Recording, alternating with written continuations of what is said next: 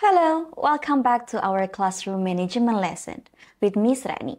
Today, we're going to explore an important topic about history of language teaching. So let's get started. Alright, in this video, we'll take a deep dive into how classroom management has evolved alongside language teaching methods. We'll explore the philosophy behind each method and how that shapes the way teachers handle discipline, structures, and engagement in class. Alright, so why study teaching history for classroom management is important? Every teaching method influences classroom setup, teachers' students' roles, and discipline techniques. By studying them, we gain insight into engagements, time management, and learning autonomy across the time. So, understanding past methods help us reflect on our current classroom strategies. Each method influenced how classrooms were organized, how teachers interacted with students, and how learning was controlled or encouraged. History over lessons to make our teaching more effective today. So, we're going to talk about the first method. The first method begins from the grammar translation method or GTM. So, it is dominated around 19th until early 20th century classrooms. It focused on grammar rules, translations, and also the rote memorizations. So, management was strict at that time, and it focused on the exam-oriented. Alright, so how is the classroom management under grammar translations? So, the teachers gave lectures and exercise. No students talk, and management required silence and individual work. And the situation was very strict. So, the classroom layout, it rows of desks facing the teacher. The teacher was the authority, and the students were passive, and it is expected to remain silent and obedient. And also the desks faced forward. Corrections were immediate, and there was little room for creativity or interactions. Here is the example. Being a teacher, so you are asking your students to make a day plan. So you ask your students to make a translations from Latin to English, and they have to memorize 30 vocabulary words, and the grammar rules here copied from Blackboard. So in the interaction itself is very minimal. So the teacher led and immediate in this method. Alright, so how about the limitations of the GTM? The student disengagements and limited practical use led to lack of communication skills. So discipline was top-down and not participatory. So well structured, this method failed to develop real communication skills. Students often felt bored or anxious, and discipline was rigid, and motivation was mostly from external, and through grades and fear of failure. So we're going to the direct method. So the direct method, it focuses on speaking, listening, and meaning. The immersions become the key of this method. So the direct method emerged as a response, and then the real-life context and visual aids played a major role in this method. So how to manage direct method in the classroom context? The teachers needed energy, gestures, and realia, and also the visual itself.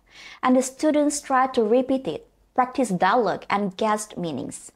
And this method is more flexible. And the interactive is the way the students' sitting was encouraged.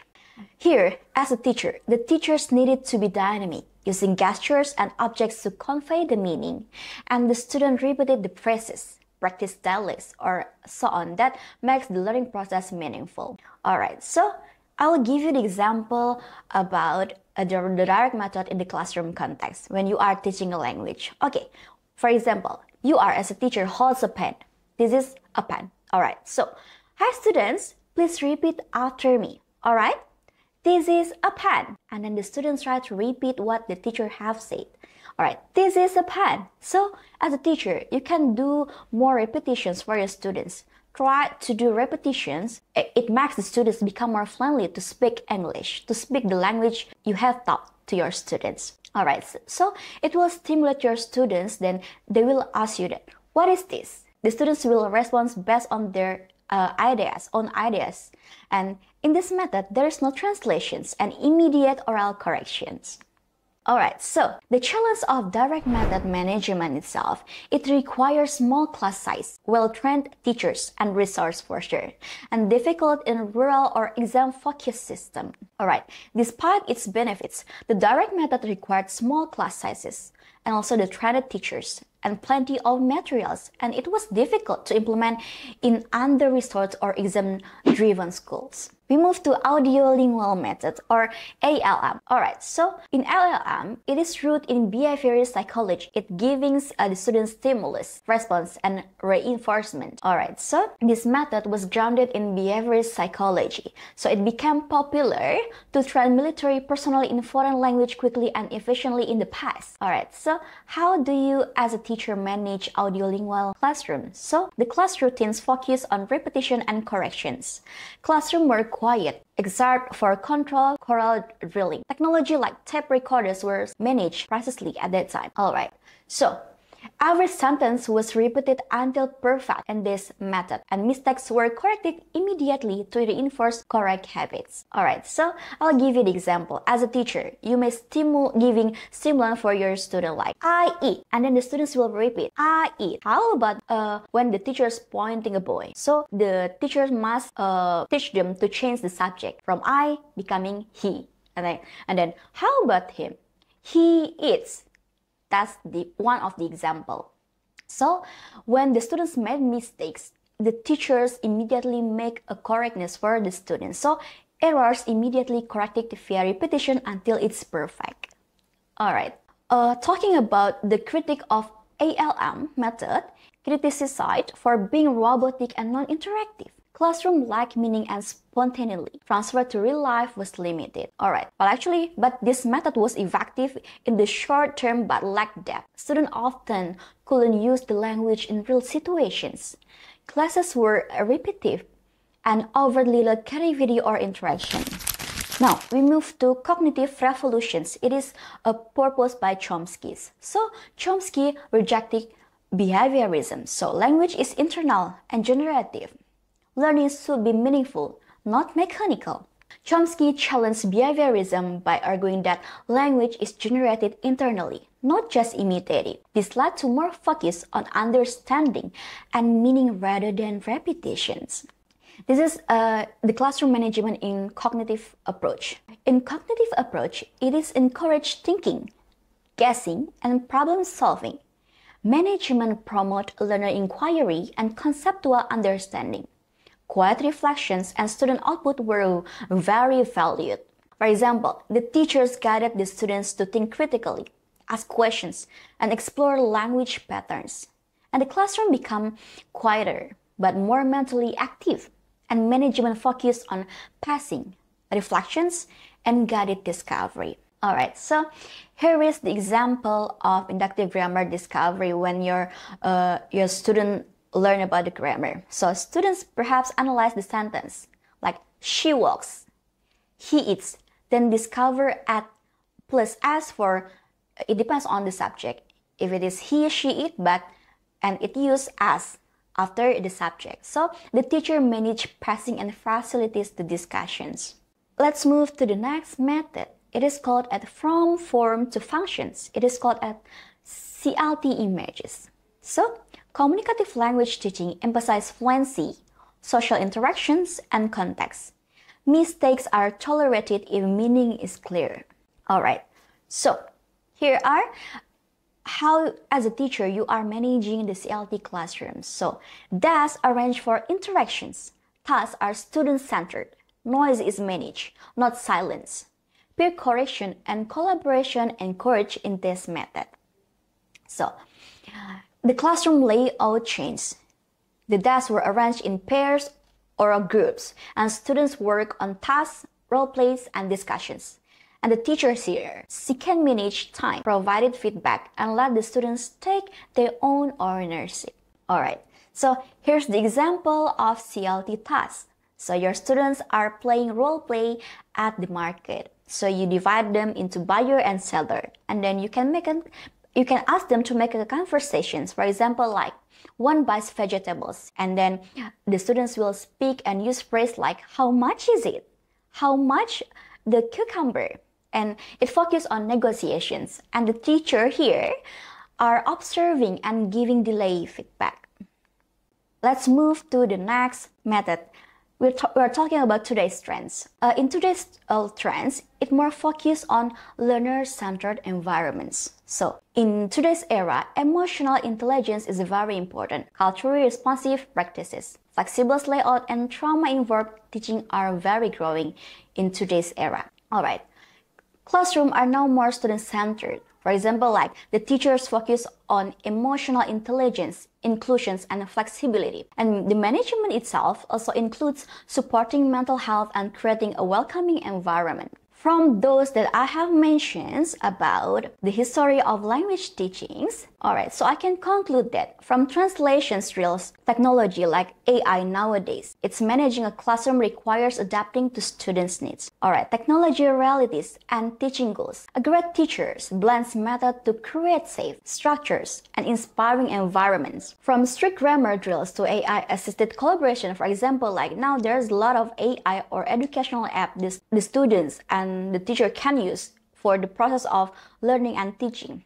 It will help them to improve the process of learning. And also, the classroom management continues to evolve. For example, like nowadays, there are Quillbot, there are ChatGPT or something else that can help the students, also both the teachers, to improve or to help them to make the tasks become easy. But as a teacher, you have to make a rule when you are using AI or educational apps to your students, because sometimes the students will think that everything they can get from the AI tools or the educational apps without teaching with a teacher. But you are here as a teacher. You are still teaching and also being a facilitator for your student. Don't forget about it. Here, the best teachers are those who blend methods thoughtfully to meet the needs of their students and foster safe structures and inspiring spaces to learn. Alright, so the next method is TBLT. It focuses on real outcomes. TBLT, or it can be called as task-based language teaching. It uses tasks as the unit of teaching. Students learn by doing. Real-world goals like writing emails or planning events drive lessons.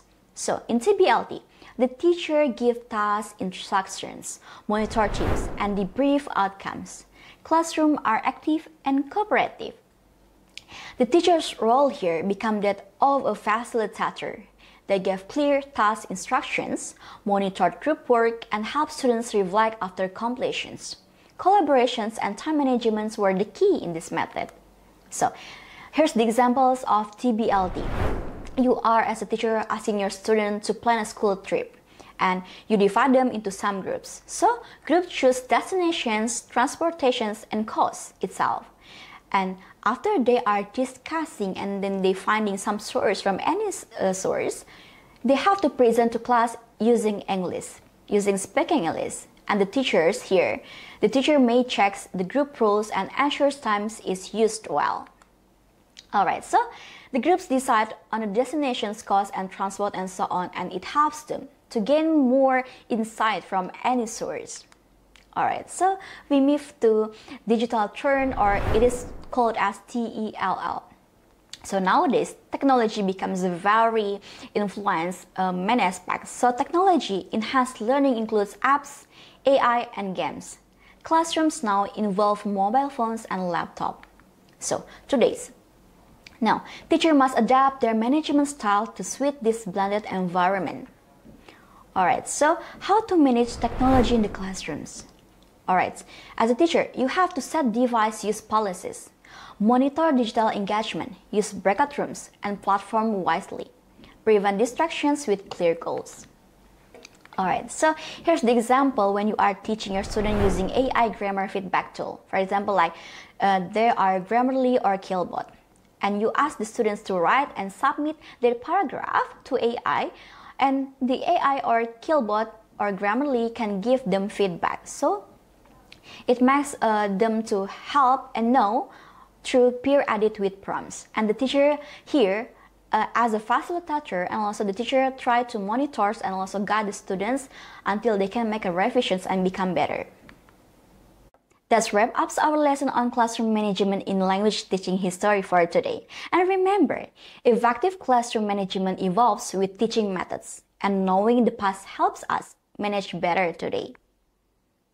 Alright, so from rigid drills to digital tools, every approach offers lessons.